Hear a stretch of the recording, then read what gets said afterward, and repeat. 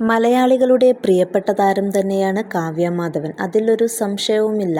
പണ്ട് കാലങ്ങളിൽ സൗന്ദര്യ സങ്കല്പത്തിന് കാവ്യ മാധവൻ എന്ന ഒറ്റപ്പേര് മാത്രമേ ഉണ്ടായിരുന്നുള്ളൂ. പണ്ടൊക്കെ നീ കാവ്യ മാധവനെപ്പോൽ ഇരുന്നാൽ മതിയെന്നായിരുന്നു പല ആൺപിള്ളേരുടെയും സൗന്ദര്യ സങ്കല്പം പോലും. എന്നാൽ ആ കാവ്യ മാധവന് ഒരിക്കൽ ഇഷ്ടമായിരുന്നത് നടൻ ദിലീപിനെയല്ലായിരുന്നു, മറ്റൊരു നടനെയായിരുന്നു എന്നുള്ള വെളിപ്പെടുത്തലായിരുന്നു ഇപ്പോൾ നടന്നിരിക്കുന്നത്. അത് ശരിക്കും പറഞ്ഞാൽ ഞെട്ടിക്കുന്ന ഒരു വിവരം തന്നെയാണ്. ദിലീപിനെ ഇഷ്ടമല്ലായിരുന്നെന്നും മറിച്ച് മറ്റൊരു നടനെയായിരുന്നു താരത്തിന് ഇഷ്ടമെന്നും ആ നടനോട് പിന്നീട് സ്വാഭാവികമായും ദിലീപിന് അസൂയ തോന്നിയെന്നുമൊക്കെയാണ് ഇപ്പോൾ പറയുന്നത്. ലാൽ ജോസ് പറയുന്ന അഭിമുഖത്തിൽ നിന്നാണ് പ്രേക്ഷകർക്ക് ഇത് മനസ്സിലായത്.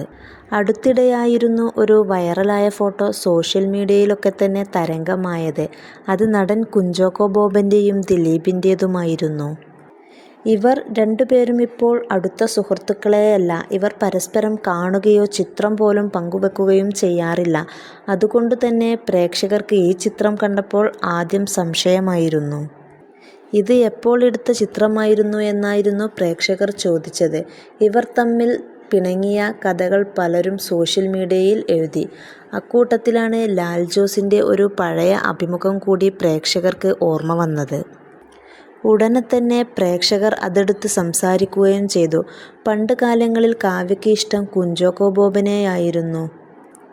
ഞാൻ കുഞ്ചാക്കോ ബോബൻ ഉണ്ടെങ്കിലേ അഭിനയിക്കൂ എന്ന് പറഞ്ഞ് നടന്ന കാവ്യ എന്ന ഒരു പെൺകുട്ടി ഉണ്ടായിരുന്നു എന്ന് ലാൽ ജോസ് തന്നെ രസകരമായി വെളിപ്പെടുത്തിയിട്ടുണ്ടായിരുന്നു.